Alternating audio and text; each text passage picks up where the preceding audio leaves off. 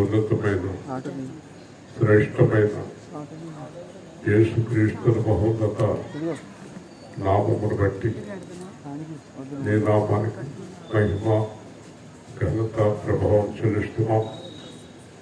యేసు కృపను ఆరోగ్యంగా కాపాడి రక్షించండి. దుర్గ గారి కుటుంబాన్ని దీవించండి. ఈ సువార్తలో పాల్గొన్నవారిని, ఈ గ్రామస్తులను, పెద్దలను దీవించండి. నిరంతరం నీ సన్నిధి మాకు తోడుగా వచ్చి నడిపించండి. నీ ఆత్మస్వరం మాకు వినిపించండి. యేసుక్రీస్తు అత్యంత శ్రేష్టమైన నామములో ప్రార్థించి వేడుకుంటున్నాం పరమ తండ్రి. ఆమేన్. అంధకారము నుండి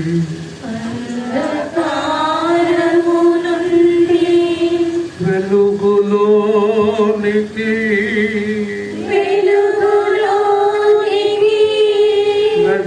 నడిపించిన యేసు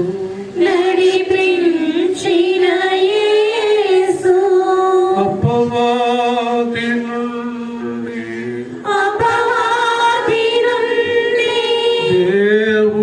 దేవునిలోనికి నడిపించిన యేసు మరణము నుండి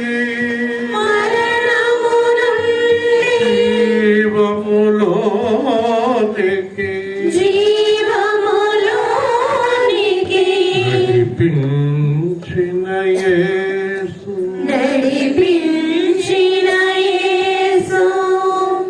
నీ తీర్చగలనా నీ రుణము దేవా,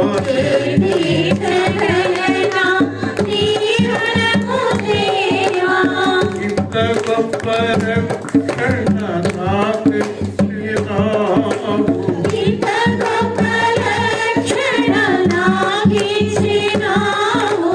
పరలోక భాగ్యం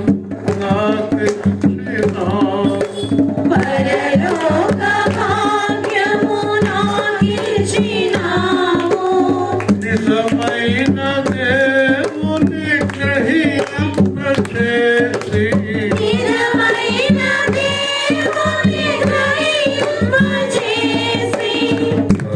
పరిశుద్ధాత్మతో నన్ను నింపినా.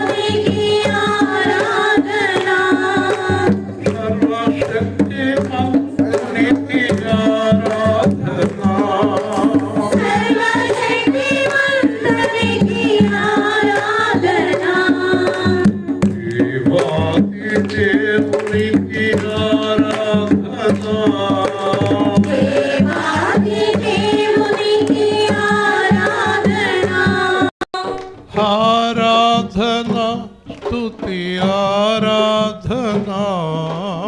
ఆరాధనా స్తుతి ఆరాధనా ఆత్మతో సత్యముతో ఆరాధనా ఆత్మతో సత్యముతో ఆరాధనా పరిశుద్ధుడా పరిశుద్ధుడా పరిశుద్ధుడా పరిశుద్ధుడా నిష్కళంకుడా పరమాత్ముడా నిష్కళంకుడా పరమాత్ముడా పాపిని కరుణించి పాపము తొలగించి పాపిని కరుణించి పాపము తొలగించి పరిశుద్ధులతో చేర్చినావు దేవా పరిశుద్ధులతో చేర్చినావు దేవా ఆరాధన ఆరాధన ఆరాధన ఆరాధన ఆరాధన ఆరాధన ఆరాధన ఆరాధన జీవము మార్గము సత్యమైన దేవా జీవము మార్గము సత్యమైన దేవా ప్రేమయు కృపయు కరుణగల దేవా ప్రేమయు కృపయు కరుణల దేవా నీ వంటి వారు ఒక్కరు లేరు నీ వంటి వారు ఒక్కరు లేరు క్షమించువాడా చేర్చుకొనువాడా క్షమించువాడా చేర్చుకొనువాడా ఆరాధన ఆరాధన ఆరాధన ఆరాధన ఎవరికి ఎలాంటి వ్యాధులు ఉన్నా ఎవరికి ఎలాంటి శోధన ఉన్నా ఎవరికి ఎలాంటి ఇబ్బంది ఉన్నా వారందరి కోసం ప్రార్థిస్తున్నా. ప్రేమాధిపతి జీవాధిపతి అయిన ప్రభువా, శిలువలో మీరు చిందించిన పరిశుద్ధ రక్తం ద్వారా మాకందరికీ విమోచన సువార్తలో కలిగిస్తానని చెప్పారు. ఇదిగో ప్రార్థిస్తున్నాం. ఇక్కడ ఉన్నవారందరినీ, వింటున్న వారిని, వాట్సాప్లో చూస్తున్న వారిని జ్ఞాపకం చేసుకుని ఎవరైతే ఎలాంటి బాధల్లో, ఎలాంటి అనారోగ్యాల్లో, ఎలాంటి ఇబ్బందుల్లో, ఎలాంటి ఇరుకుల్లో ఉన్నారో వారందరినీ విడిపించండి, విడుదల చేయండి. దురాత్మల అధికారం నుండి, అంధకార అధికారం నుండి సంపూర్ణ విడుదల అనుగ్రహించండి. మీ సత్యము వారిలో సంపూర్ణంగా వెల్లడగునట్లు హృదయాలు తెరవండి. సంపూర్ణ విడుదల దయచేయండి, సంపూర్ణ రక్షణ దయచేయండి. ఎన్నాళ్ళ నుంచో పీడిస్తున్న అంధకార శక్తుల నుంచి, రోగముల నుంచి, బాధల నుంచి పూర్ణ విడుదల, స్వస్థత దయచేయండి. యేసు నామములో సంపూర్ణ విడుదల కలుగునుగాక. ఆమేన్. కూర్చోండి.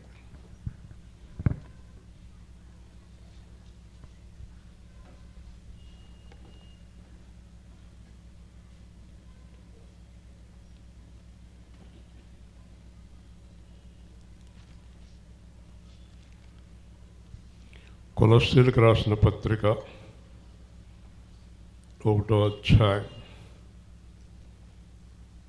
182వ పేజీ. కొలస్సీలకు రాసిన పత్రిక 1వ అధ్యాయం 182వ పేజీ 13వ వచనము నుండి.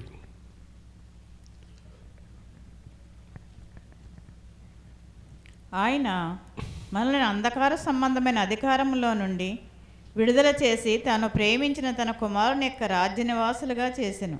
ఆ కుమారుని యందు మనకు విమోచనము అనగా పాప క్షమాపణ కలుగుచున్నది. ఆయన అదృశ్య దేవుని స్వరూపి అయి సర్వసృష్టికి ఆది సంభూతుడై ఉన్నాడు.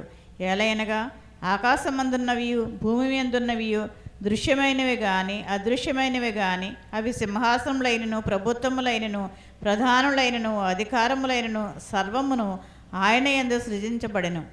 సర్వమును ఆయన ద్వారాను ఆయన బట్టి సృజించబడెను. ఆయన అన్నిటికంటే ముందుగా ఉన్నవాడు. ఆయనే సమస్తమునకు ఆధారభూతుడు. చాలండి. కొన్ని స్పష్టమైన విషయాలు మీకు తెలియజేస్తా. ఇక్కడ ఈ లోకంలో 2 అధికారాలు ఉన్నాయి. ఒకటి దేవుని అధికారం, 2 అపవాది అధికారం. అలాగే ఈ లోకంలో 2 రకాలైన ప్రజలు ఉన్నారు. ఒకరు దేవుని అధికారంలో ఉన్నవారు, ఇంకొకరు అపవాది అధికారంలో ఉన్నవారు. ఈ 2 మనం విభజించి చూస్తే దేవుని అధికారంలో ఉన్నవారు పరిశుద్ధులుగా ఉన్నారు, అపవాది అధికారంలో ఉన్నవారు పాపాత్ములుగా ఉన్నారు. మూడవదిగా చూస్తే పరిశుద్ధంగా జీవించేవాడు దేవుని సంబంధి, పాపము చేయవాడు అపవాది సంబంధి. అయితే యేసుక్రీస్తునకు ముందు అందరూ కూడా అపవాది సంబంధులుగా పాపములో పాప అధికారములు ఉండిపోయారు. అందుకే యేసుప్రభు ఈ లోకానికి వచ్చి 3.5 సంవత్సరాలు పాపం అంటే ఏంటి, నరకం అంటే ఏంటి, పరలోకం అంటే ఏంటి, రక్షణ అంటే ఏంటి అనేది బోధించాడు. బోధించిన తర్వాత నమ్మిన వారిని అందరినీ విడుదల చేయటం ప్రారంభించాడు. అలా విడుదల చేస్తూ ఆయన సిలువేయబడి రక్తం చిందించి 3వ దినాన లేచి పరలోకములో దేవుని పక్కన కూర్చొని తన దగ్గరకు వచ్చేవారందరినీ విడుదల చేసేవాడుగా ఉన్నాడు. హల్లెలూయా.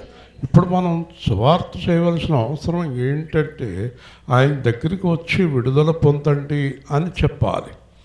ఒకవేళ విడుదల పొందకలేదు అంటే తీర్పులోనికి వెళ్ళాలి, నరకములోనికి వెళ్ళాలి. ఎందుకంటే పాపము చేసేవారు ఎవ్వరూ కూడా మరి దేవుడి దగ్గరికి వెళ్ళరు. అలాగే రెండవదిగా చూస్తే క్రైస్తవులు అనబడుతున్నవారు కూడా చాలామంది పాపములో ఉన్నారు. వారు విడుదల పొందిన వారు కాదు.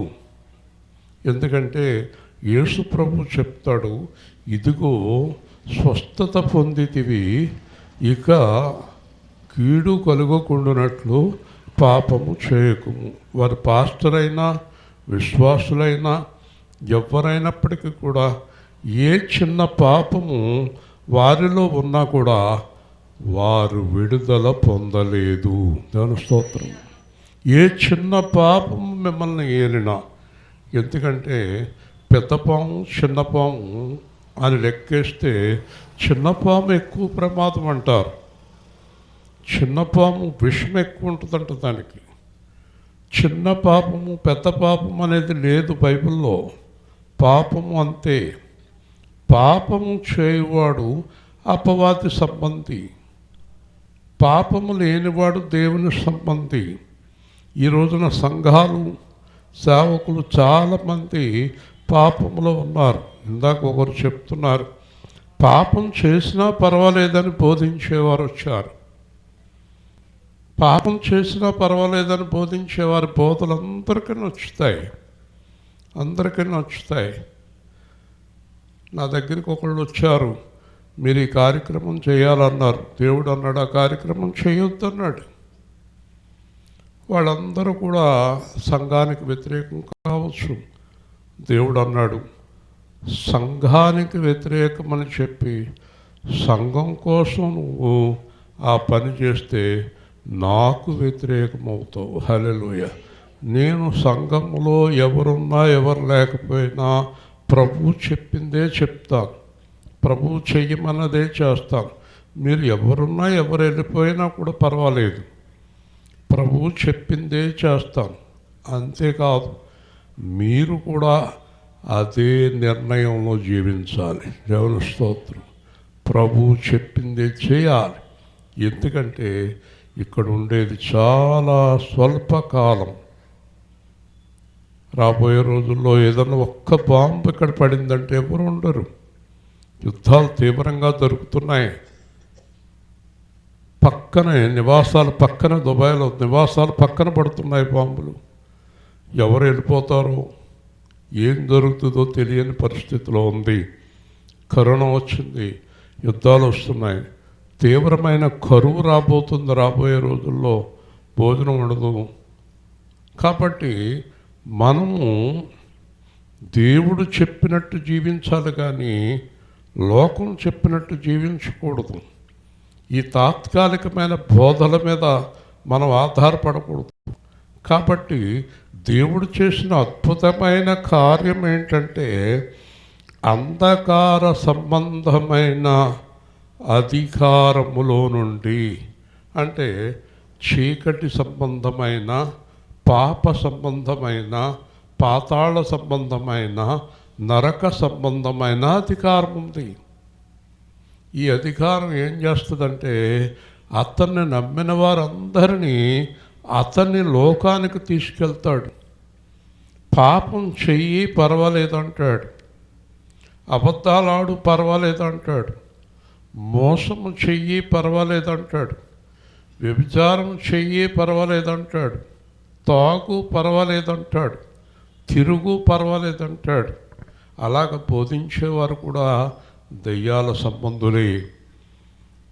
పౌలు చాలా స్పష్టంగా చెప్పాడు కొరింథీలో, వెలుగుదూత వేషధారి, అచ్చు యేసుక్రీస్తులాగే వాడు వేషం వేసుకుని వస్తాడు.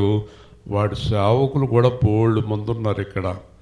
వాళ్ళు మీతో ఏం చెప్తారంటే, మీరు ఏం చేసినా పర్వాలేదమ్మా అని చెప్తారు. ఏం చేసినా పర్వాలేదమ్మా అని చెప్పేవారు దేవుడు సంబంధులు కాదు, దెయ్యాల సంబంధులు. ఇలా చెయ్యాలి ఖచ్చితంగా అని చెప్పేవారే దేవుని సంబంధులు. హల్లెలూయా. కాబట్టి దేవుడు చెప్పినట్టు, బైబిల్లో చెప్పినట్టు చేయవలసిందే. నీ ఇష్టం నా ఇష్టం కుదరదు. కాబట్టి ఈ అంధకార సంబంధమైన అధికారం, వాడు చీకటి రాజ్యాలకు అధికారి, చీకటికి అధికారి, అబద్ధానికి అధికారి, మరణానికి అధికారి, పాతాళానికి అధికారి, నరకానికి అధికారి. కాబట్టి వాడి పనులు చేసే వాళ్ళందరూ అక్కడికి వెళ్ళిపోతారు. మనకు దొరికిన గొప్ప భాగ్యం ఏంటంటే ఆయన మనలను అంధకారాధికారం నుంచి విడుదల చేసి తాను ప్రేమించిన తన కుమారుని రాజ్య నివాసులుగా చేశాడు. హల్లెలూయా. ఇది గొప్ప విడుదల మనకు దేవుడు ఇచ్చాడు.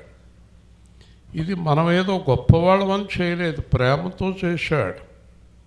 ఇప్పుడు మనం ఎవరికి ఏం బోధించాలంటే ఆయన చేసిన దానిని నిలబెట్టుకోండి అని చెప్పటమే సువార్త. దేవుని స్తోత్రం. ఇది నిలబెట్టుకోండి. ఎన్నోసార్లు పడిపోయారు, ఇంక పడిపోకండి అని చెప్పటమే సువార్త. అమ్మా, నరకం అనేది ఒకటి ఉంది, పాతాళం అనేది ఒకటి ఉంది. చనిపోయిన తర్వాత అక్కడికి వెళతారు, మీరు తప్పించుకోండి అని చెప్పటమే సువార్త. దేవుని స్తోత్రం. తర్వాత వారి ఇష్టం. కాబట్టి ఈ అంధకార అధికారం నుంచి విడుదల చేసే అధికారం క్రీస్తు శిలువకు మాత్రమే ఉంది. అందుకే ఆయన శిలువలో రక్తం చిందించాడు. కాబట్టి ఆ కుమారుని యందు మనకు విమోచన. ఒక మూర్ఖుడు ఉన్నాడు, జన్మ పాపం లేదని వాగుతూ ఉంటాడు.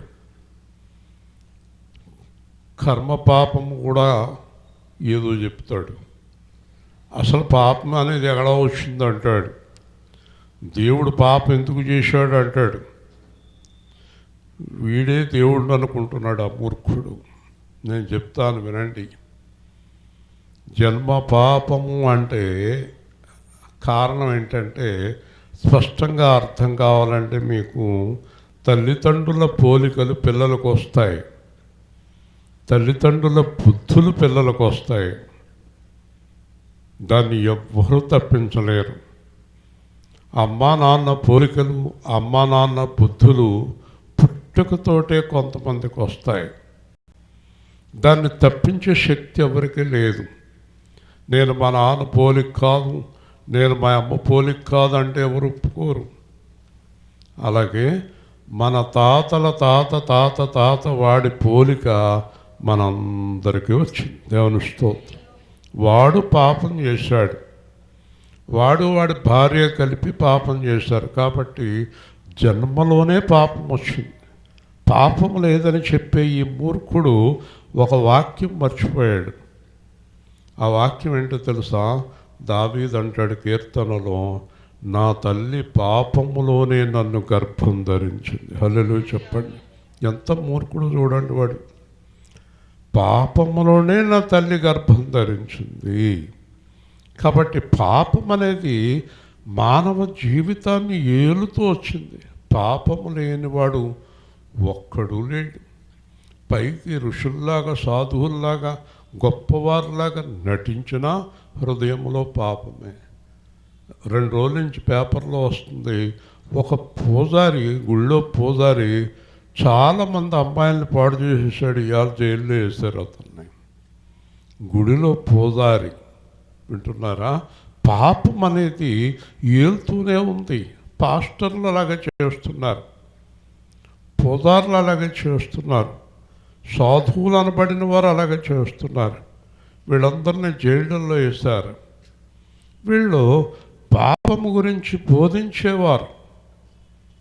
ఇప్పుడు నేను ఉన్నాను అనుకోండి, పాపం గురించి బోధిస్తూ పాపం చేశామనుకోండి, ఏమిటి దారుణమైన అర్థం ఇంకా. కాబట్టి వీళ్ళు పాపం గురించి బోధిస్తూ పాపాలు చేసేవారు ఉన్నారు. వీళ్ళు ఎవరి అధికారంలో ఉన్నారో మీకు అర్థమైందా? యేసుక్రీస్తు అధికారంలో లేరు, సాతాను అధికారంలో ఉన్నారు. దేవుని స్తోత్రం. గట్టిగా చెప్పాలి. వీరు పాపము చేసేవారు సాతాను యొక్క అధికారంలో ఉన్నారు. కాబట్టి ఈ జన్మ పాపము అనేది, తర్వాత మనం చేసే కర్మ పాపాలు, ఈ 2 ఉన్నాయి మనిషికి. అది లేదనేవాడు మూర్ఖుడు. కాబట్టి ఈ జన్మ కర్మ పాపాల కోసం అదిగో ఆయన కుమారుడు మనకు విమోచన ఇచ్చాడు. హల్లెలూయా. ఏ విధంగా? జన్మలో పాపము లేనివాడు, కర్మలో పాపము లేనివాడు ఒక్కడే ఈ లోకంలో మానవుడు పుట్టిన తర్వాత జన్మ కర్మ పాపములు లేనివాడు యేసు ఒక్కడే. హల్లెలూయా. వింటున్నారా? యేసు ఒక్కడే. అంచేత మనకు విమోచనము అనగా పాప క్షమాపణ కలుగుచున్నది కదండి. జాగ్రత్తగా వినండి. ఏదైనా ఒక సమస్య ఉంటే ఒక్కొక్క చోట మనకు పరిష్కారం ఉంటుంది.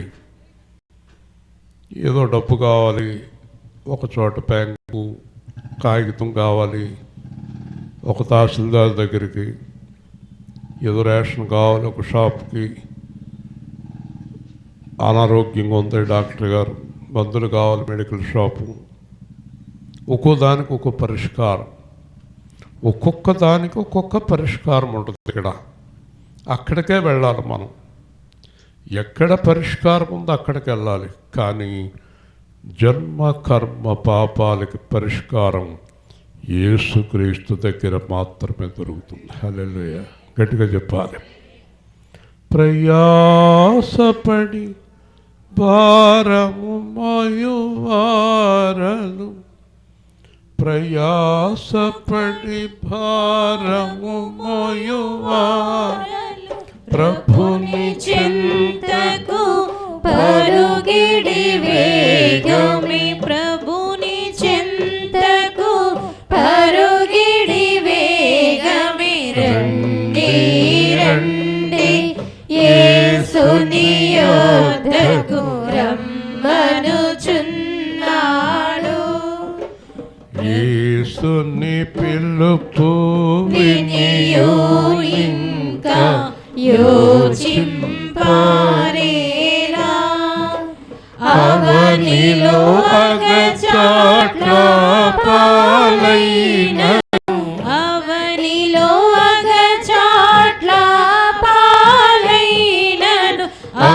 వధు శాంతి ఆత్మకు ఇలలో రండి రండి యేసుని యొద్దకు రమ్మనుచున్నాడు. ప్రభు యేసు నీ కొరకై తనదు ప్రాణమునిచ్చెగదా.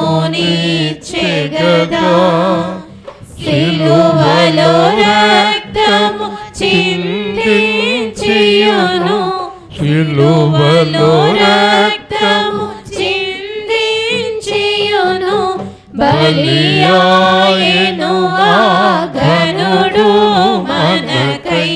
బలియాయెను ఆ ఘనుడు మనకై. రండి రండి యేసుని యొద్దకు రమ్మనుచున్నాడు. యేసుని నామమునందే పరమ నివాసము దొరకును, ముక్తిని పాప విమోచనమును, ముక్తిని పాప విమోచనమును, శక్తిమంతుడా యేసే ఇచ్చును, శక్తిమంతుడా యేసే ఇచ్చును. రండి రండి యేసుని యొద్దకు రమ్మనుచున్నాడు. మార్గము నేనే, సత్యము నేనే, జీవమును నేనే గాకింకెవ్వరు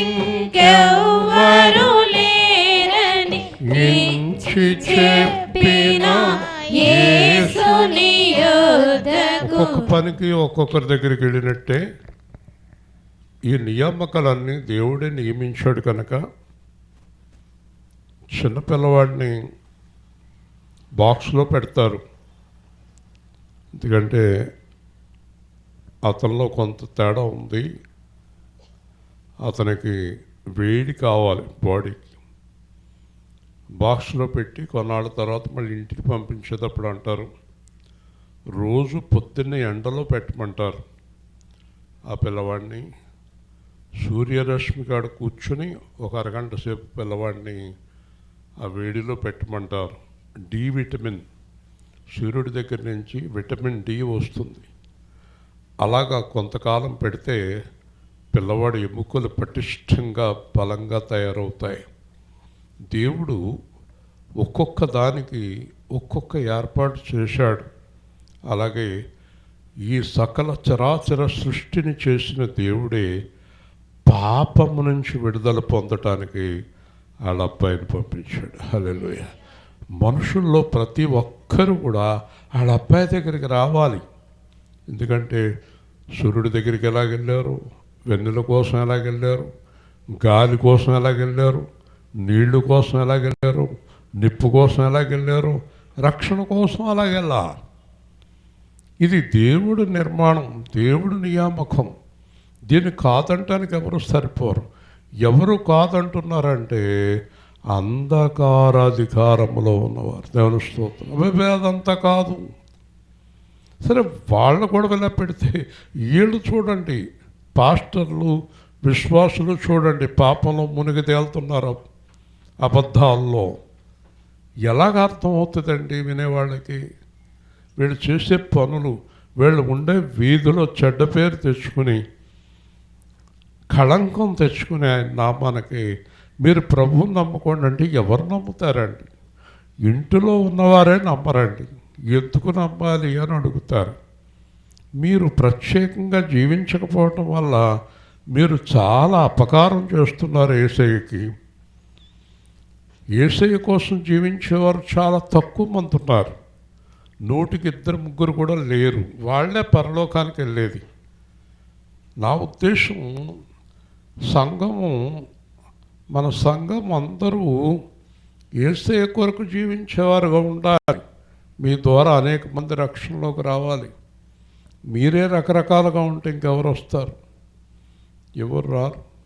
అబద్ధాలు, మోసాలు, రకరకాల అప్పులు, రకరకాల గొడవలు, నీచమైన పనులు, రోజు ఇంట్లో కొట్లాటలు, ఏడుపులు, కళ్ళు తుడుచుకోవటాలు, మీదడతాలు, కిందడతాలు, చచ్చిపోతానంటే బెదిరించుకోవటాలు. ఏం బ్రతుకులు ఇవి? మరి ప్రభువులో ఉన్నవారి జీవితం అలా ఉంటుందా? పాట ఏం పాడుతున్నాం? ప్రయాసపడుతున్నవారులారా ప్రశాంతంగా. ఒకరోజు ఒక అమ్మాయి అమెరికా నుంచి వచ్చింది. సరే, మా ఇంటికి తీసుకొచ్చారు ఆ అమ్మాయిని, ఏదో ప్రభు గురించి 2 మాటలు చెప్పాలని. ఆ పాప ప్రభు గురించి మాటలు వింటూ ఉంది. 5:30కు వచ్చింది, 6:30 అయింది, వెళ్తలేదు. ఈ లోపల అందరూ ఫోన్లు, ఏమో అమెరికా వెళ్ళిపోవాలి, ఇంకా అక్కడ కూర్చున్నాం ఏంటంటే అమ్మాయి అంటుంది, ఆ మాటల్లోంచి వెళ్ళాలనిపించలేదు. దేవుని స్తోత్రం. సత్యం చాలా గొప్పది.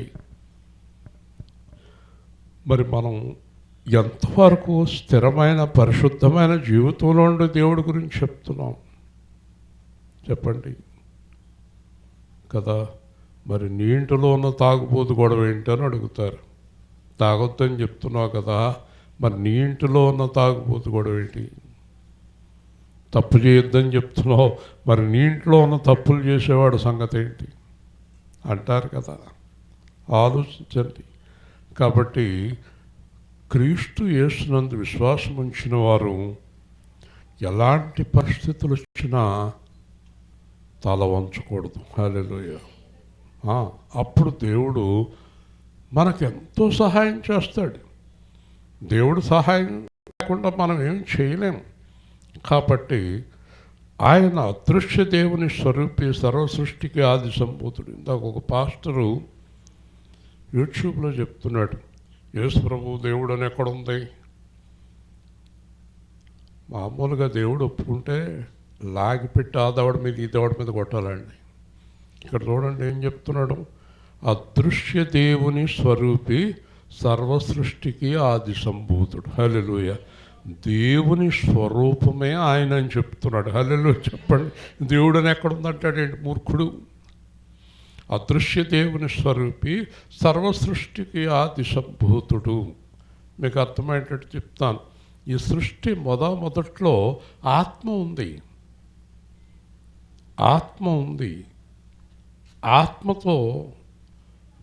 ఆత్మతో సృష్టి ప్రారంభానికి ముందు ఆత్మ, అర్థమైందా? ఆత్మ ఒక ఆకారాన్ని ధరించుకుంది. ఆత్మ ధరించుకున్న ఆకారమే యేసుక్రీస్తు ప్రభు. హల్లెలూయా. యేసుక్రీస్తుతోటే సృష్టి ఆరంభమైంది. అందుకే ఆయన అన్నాడు, అల్ఫా ఒమేగా నేనే, ఆదియు అంతము నేను. దేవుడు అని ఎక్కడుందంటాడేంటి? ఆడు కూడా ఒక 200 మంది పనికి మనల్ని బ్యాచ్, తప్పట్లు కొడతానికి, తాళాలు కొడతానికి. బుద్ధిహీనులండి వీళ్ళందరూ. ఇవాళ పొద్దున్నే నేను చెప్పాను, ఎవడైనా ఉంటే రండి నా దగ్గరికి మాట్లాడతాను, కానీ ఛాలెంజ్ చేశాను. కాబట్టి ఎన్ని వాక్యాల్లో ఎంత స్పష్టంగా ఉంటే, ఇప్పుడు ఇంతకీ మీరు ఎవరిని తెలుసుకున్నారో తెలుసా? మీరు ఎవరి రక్షణ పొందారో తెలుసా? సాక్షాత్తు సృష్టికర్త మీతో ఉన్నాడు. హల్లెలూయా. అంటే ఎంత భయం కలిగి ఉండాలో గుర్తుపెట్టుకోండి. చాలా ఈజీగా తీసుకుంటున్నారు, తీసుకోవద్దలాగా. చాలా సులువుగా తీసుకుంటున్నారు, తీసుకోవద్దలాగా. అసలు ఆ వాక్యమే లోపలికి వెళ్దు. దేవుడి పిల్లలమైన మనము దేవుణ్ణి ఘనపరిచేవారముగా ఉండాలి. ఏ తప్పు, ఏ కళంకము, ఏ మచ్చ, ఏ ముడత లేని వారైనా ఉన్నారా? మీరు అందరూ అలాగా ఉన్నారా? మీకే తెలాలి. నేనున్నాను లేదో నాకు తెలాలి. ఈవిడుందో ఆవిడుందో ఈవిడుందో ఆడకు తెలాలి. దేవుని స్తోత్రం. ఒకళ్ళ గురించి ఒకళ్ళు సర్టిఫికెట్లు ఎక్కడిస్తాం, వెనకాల ఏం చేస్తున్నారో ఎవరికి తెలుసు. ఎక్కడో లోపల ఏం చేస్తున్నారో ఎవరికి తెలుసు. కానీ జాగ్రత్త, ప్రసంగి గ్రంథంలో దేవుడు సమస్తమును తీర్పులోనికి తెచ్చును. హల్లెలూయా. మీరు తీర్పులోకి రాకూడదంటే ఎక్కడైనా ఒక్కలాగే ఉండాలి. ఎక్కడైనా ఒక్కలాగంటే ఎలాగా? ఎక్కడైనా ఒక్కలాగంటే యేసులాగా. ఇదే నా కోరిక నవజీవన రాగమాలిక, నవజీవన రాగమాలిక, యేసులాగా ఉండాలని, యేసుతోనే నడవాలని, నిలవాలని, గెలవాలని, యేసునందే ఆనందించాలని, ఇదే నా కోరిక. పాస్టర్ నాడు అందరిని విమర్శిస్తాడు, జాన్ పాల్ అని అందరిని విమర్శిస్తాడు. కడపోతుంది అతను, మీరు అందరినీ విమర్శిస్తున్నారు, ఆర్ఆర్కే మూర్తి గారిని ఏమో అనరేంటి అని అడిగాడు ఒక ఆయన. మీరు అందరినీ విమర్శిస్తున్నారు, ఆర్ఆర్కే మూర్తి గారిని ఏమో అనరేంటి అని అడిగితే, ఆర్ఆర్కే మూర్తి గారిని విమర్శించడానికి నాకు ఏమీ దొరకలేదు అన్నాడు. దేవుని స్తోత్రం చెప్పండి. చూసారా, అలాంటి జీవితాన్ని కలిగి ఉండాలి. ఆ పాట పాడటం కాదు, అలాగే జీవించి అలాగే నిద్రించాడు. అర్థమైందా మీకు? ఈ లోకములో పరలోకములో నీలోన నివసించాలని, ఇంట బయట యేసునాథునికి కంటి పాపనై వెలిగిపోవాలని, ఇదే నా కోరిక నవజీవన రాగమాలిక, నవజీవన రాగమాలిక. ఆ యాత్రను ముగించిన వేళ ఆరోహణమై పోవాలని, క్రీస్తు యేసుతో సింహాసనము పైకెగసి కూర్చోవాలని, ఇదే నా కోరిక. ఇంటిలో ఒకసారి ఆ పాట మళ్ళీ చదువుకోండి, అలా జీవించండి. అర్థమైందా? మా గురువుగారు అభిషేకించాడు నాకు. ఆత్మ అలాగా పనిచేస్తున్నా మీద ఆయనలా ఉండాలి. కాబట్టి మీరు ఈరోజు ఇక్కడి నుంచి లెగిసి బైబిల్ పట్టుకుని వెళ్ళే ముందు ఒక నిర్ణయానికి రండి. నేను నిశ్చయంగా పరలోకానికి వెళతాననే నిర్ణయానికి రండి. హల్లెలూయా. లోకం కోసం ఆలోచించకండి, తప్పు చేయకండి, అబద్ధాలు ఆడకండి, మోసం చేయకండి. ఈరోజే బలమైన నిర్ణయం తీసుకోండి. రేపు కాదు, తర్వాత కాదు, ఇప్పుడే 8:50 మీరు ఈ నిర్ణయానికి రండి. మళ్ళీ దాన్ని జారిపోకండి. మా ఆవిడ చెప్పలేదు, మా ఆయనతో చెప్పలేదు, పనికి మాలిన మాటలు చెప్పకండి. ఎవరితో చెప్పాలి మీరు నిర్ణయం తీసుకుంటాకి? ఎవరితోటైనా చెప్పి నిర్ణయం తీసుకుంటారా? లేకపోతే మీ ఆయనతోటి నేను ఈ రోజు నుంచి యేసు ప్రభువులా ఉండాలనుకుంటున్నాను, జాగ్రత్త. ఎవరు జాగ్రత్త? అతనా నువ్వా? ఎవరిని జాగ్రత్త అని చెప్తావు? అర్థమైందా? నిర్ణయం తీసుకో.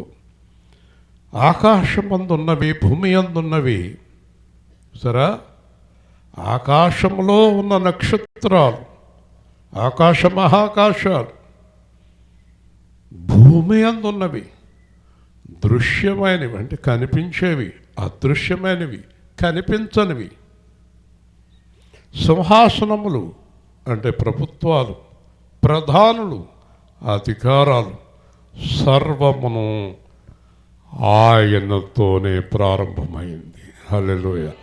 ఆయనతోనే ముగింపు. నేను చెప్పాను మీకు, యుద్ధాలు జరుగుతున్నాయి, చూస్తున్నాడు, ముగింపు పలుకుతాడు. మూల కారణాన్ని ఫట్ మన కొడతాడు. దేవుని స్తోత్రం. ఎవరిని కూడా తొందరపడి నిర్ణయం తీసుకోడు దేవుడు. ఫరో చక్రవర్తి దగ్గరికి మోషేని పంపినప్పుడు చాలా కాలం ఆగాడు దేవుడు. ఫరో మారాలని చూశాడు, మారలేదు. ఆఖరును ఒక నిర్ణయం తీసుకున్నాడు, ఈ రాత్రి తొలి చూరును చంపేస్తున్నాను అన్నాడు. హల్లెలూయా. అంతే, ఆ రాత్రి విడుదలైపోయింది అందరికి. వింటున్నారా అని అడుగుతున్నాను. ఏదో ఆలోచిస్తున్నారా? వింటున్నారా? వింటున్న వారందరూ కూడా చేయి చూపించండి. మీ విషయం నా విషయం కూడా ఆలోచిస్తున్నాడు. తేడా ఉన్నా కూడా ఆగాడు. ఒక రోజుని ఫట్ మన కొడతాడు. హల్లెలూయా. ఇది ఖాయం, ఇది నిశ్చయం. అక్కడతోటి మన చరిత్ర సమాప్తం అవుతుంది. జాగ్రత్త, దేవుడితో జాగ్రత్త సుమా. కాబట్టి ఇంతకీ సృష్టిలో ఏదైనా ఆయన లేకుండా ఉందా? చెప్పండి, ఇప్పుడు చెప్పండి. సృష్టిలో ఏది కూడా ఆయన లేకుండా లేదు కదా. ఇప్పుడు చెప్పండి మీరు, మీకు వ్యతిరేకమైన వారు కూడా ఎవరి చేతిలో ఉన్నారు? ఇంక భయం ఎందుకు? నా శత్రువు ఎవరి చేతిలో ఉన్నాడు? అర్థమైంది మీకు? అర్థమైందా? అర్థం అవ్వలేదా? నా శత్రువు ఎవరి అధికారంలో ఉన్నాడు అంటే ఆయన పర్మిషన్ లేకుండా నన్ను ఏం చేయగలుగుతాడా? దేవుని స్తోత్రం చెప్పండి. ఇప్పుడు అర్థమైంది మీకు? 3 రోజుల నుంచి వర్షం అని ప్రార్థన చేస్తున్నాను. ఆగాడు. రేపు సాయంత్రం మొదలెట్టవచ్చు. అన్నిటికీ దేవుడు మన ప్రార్థనను అంగీకరిస్తున్నాడు. అది ఆశ్చర్యం. మన ప్రార్థన వింటాడు. సువార్త అంటే చాలా ఇష్టం ఆయనకి. ప్రార్థన వింటున్నాడు కాబట్టి భయం నాకు. వినకపోతే గొడవ లేదు. ఏది అడిగితే అది వింటున్నాడు. ప్రతి ప్రార్థన అంగీకరిస్తున్నాడు. కాబట్టి ఇక్కడ సర్వమును ఆయన యందు సృజింపబడెను, సర్వమును ఆయన ద్వారా ఆయన బట్టి సృజించబడెను. సృజించబడినది ఏది ఆయన లేకుండా కలగలేదు. హల్లెలూయా. గట్టిగా చెప్పాలి. అలాంటి సృష్టికర్త నీతో ఉన్నాడు. ఆ సృష్టి చేసిన ఆత్మ నాలో నీలో ఉన్నాడు అంటే అర్థమైందా? వింటున్నారా? ఆత్మచేత ఎందరు నడిపించబడుతురో వారు దేవుని కుమారులు. వింటున్నారా? చెప్పండి. సృష్టికర్త ఆత్మ ఎవరిలో ఉంది? చెప్పాలి. ఇలా చెప్పాలి, నాలో ఉందని. ఉందా? చెప్పాలి. నీ సృష్టికర్త ఆత్మ నీలో ఉన్నప్పుడు ఒక ప్రశ్న వేస్తాను మిమ్మల్ని. మన దగ్గరేమో శరీరం ఉంది, మన ఆత్మ ఉంది, మన హృదయం ఉంది, మన మనసు ఉంది, ఆయన ఆత్మ ఉంది, ఆయన మనసు ఉంది. ఇప్పుడు చెప్పండి, సృష్టికర్త ఆత్మ మనలో ఉన్నప్పుడు మనలాగా బ్రతుకుతున్నామా, ఆయనలాగా బ్రతుకుతున్నామా? చెప్పాలి మీరు. ఆయనలాగా బ్రతుకుతున్నాం అన్నవారు చేసి చూపించండి. సరే, మరి ఆయన ఆత్మ నాలో ఉన్నప్పుడు ఆయనలాగా బతకకుండా నాలాగెందుకు బతుకుతున్నాను? అదే దరిద్రం. పాస్టర్లో ఉంది, విశ్వాసంలో ఉంది. ఆయన ఆత్మ మనలో ఉన్న మన బ్రతుకు మాత్రం మన దరిద్రమే. పాటలు ఎన్నైనా పాడవచ్చు. మార్పు చెందవాని నీతో నేను, నాతో నువ్వును. ఇప్పుడు అర్థమైందా? దేవుని ఆత్మచేత ఎందరూ నడిపించబడుతురో వారు దేవుని కుమారులు అనబడుతురు. హల్లెలూయా. ఇప్పుడు మనకే యేసుప్రభుకి తేడా అర్థమైందా మీకు? యేసుప్రభు ఏమో దేవుని ఆత్మ ప్రకారం నడుస్తాడు, మనమేమో మన ప్రకారం నడుస్తాం. ఏమ్మా నువ్వు దేవుని బిడ్డవై అన్నావు అనుకో ఒక ఆవిడతో, ఊరుకోండి నేను సుబ్బమ్మనే ఎంకమ్మనే, దేవుడి బిడ్డని ఏంటి అంటుంది. సుబ్బమ్మలాగే ఎంకమ్మలాగే బతుకుతుంది ఆవిడ కదా, దేవుడి బిడ్డగా బతుకుతుంది. ఈరోజే గుర్తుపెట్టుకోండి, దేవుని ఆత్మ ప్రకారం మనం నడిస్తే మనం దేవుని పిల్లల్నే చూపించాలి లోకానికి. హల్లెలూయా. అంటే మనం ఎవరిని చూపించాలి? ఏమంటున్నారు ఆర్ఆర్కే గారు? నీలాగే నీతోనే నీ కోసమే బ్రతకాలి. చూసారా? కాబట్టి ఆయన లేకుండా ఏది లేదు. ఆయనే అన్నిటికంటే ముందున్నవాడు, సమస్తమునకు ఆధారభూతుడు. చూసారా? ఒక మాట చెప్పాడు చూడండి, ద్వితీయోపదేశకాండంలో. ద్వితీయోపదేశకాండం అన్నీ ఆయనేనంట. మరి ఏం చేద్దాం? మార్చేయమందామా? అన్నీ నువ్వైతే ఎలాగ ప్రభువా, కొన్ని మాకు వదిలేయండి అందామా? అన్నీ నువ్వైతే ఎలాగ నాయన, కొన్నైనా మేము చెప్పినట్టు. ద్వితీయోపదేశకాండ 32వ అధ్యాయం 39వ వచనం, 174వ పేజీ, పాత నిబంధన.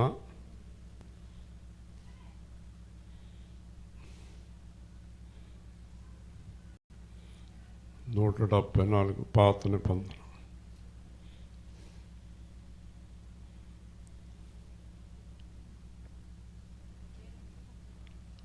ద్వితీయోపదేశకాండం 32వ అధ్యాయం 39వ వచనం. ఇదిగో నేనే దేవుడను, నేను తప్ప వేరొక దేవుడు లేడు. మృతునందించువాడను, బ్రతికించువాడను నేనే, గాయపరచువాడను, స్వస్థపరచువాడను నేనే, నా చేతిలో నుండి విడిపించువాడు ఎవడను. ఏం చేస్తారు చెప్పండి? ఇప్పుడు చెప్పండి. నేను ఒక చిన్న ప్రశ్న వేస్తాను మిమ్మల్ని,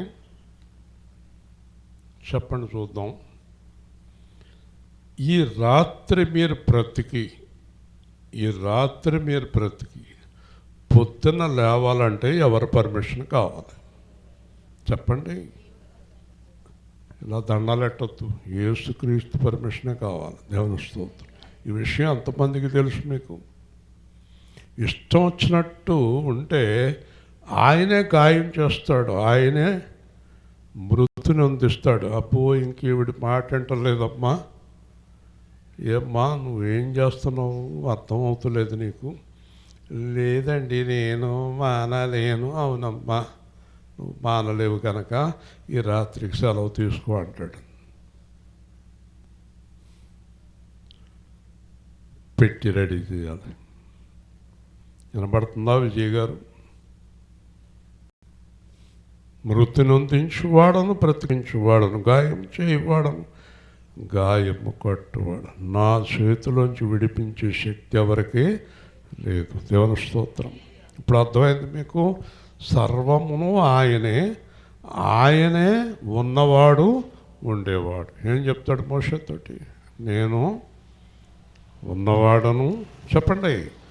ఎల్లప్పుడూ మీరు దేవుడికి విరోధులుగా ఎందుకు పొందుతున్నారు?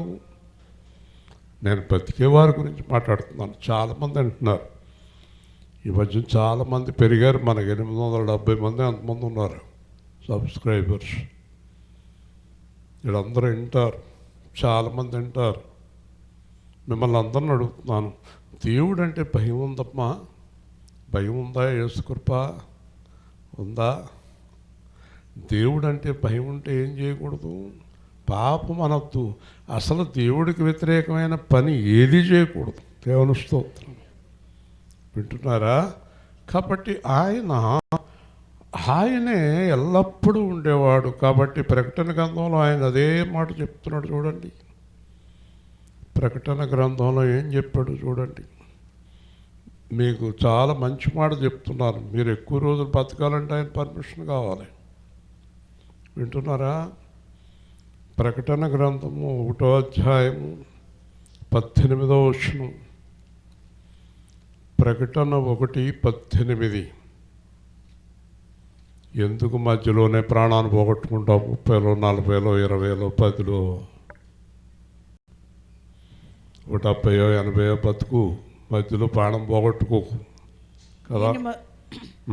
నేను మొదటివాడను నేను మొదటివాడను కడపటివాడను కడపటివాడను జీవించువాడను మృతులనైతిని గాని మృతులనైతిని గాని ఇదిగో యుగయుగములు యుగయుగములు సజీవుడనై ఉన్నాను. మరియు మరణము యొక్క చూసారా, మరణము యొక్కయు పాతాళ లోకం యొక్క తాళపు చెవులు తాళం నా చేతులు స్వాధీనంలో నా దగ్గర ఉన్నాయి.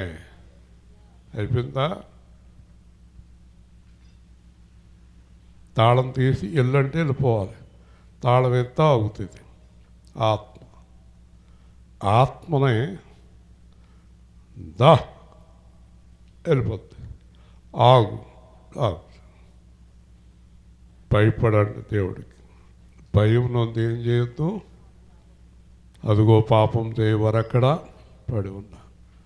మొన్న ఎవరో ఆదివారం ఆరాధనలోనే వెళ్ళిపోయాడు. అయ్యయ్యో వాక్యం అనే చెప్పలేదు అంటాడు ఆవిడ. అంటే వాక్యం చెప్పి చచ్చిపోయినా పర్లేదా, ఇంకా నయ్యం కానుకలు పట్టకుండా పోయాడు ఏంటని తిట్టుకుని ఉంటుంది. జాగ్రత్త, జాగ్రత్త. ఒకటి ముగింతున, మన రక్షకుడు మన దేవుడే సృష్టికర్త. ఆయన చేతిలోనే పాపక్షమాపణ ఉంది. నరకానికి పంపేవాడు ఆయనే, పరలోకం తీసుకెళ్ళేవాడు ఆయనే, శిక్ష విధించేవాడు ఆయనే, శిక్ష తప్పించేవాడు ఆయనే. ఇది గుర్తుపెట్టుకుని ప్రార్థనలో ఉండి పరిశుద్ధులై ఉండి, మీ ఇంట్లో ఎవరు ఎలా ఉంటే మీకెందుకు, మీరు కరెక్ట్గా ఉండండి, వాళ్ళు కరెక్ట్గా ఉండమని చెప్పండి, ఉండకపోతే పోనివ్వండి.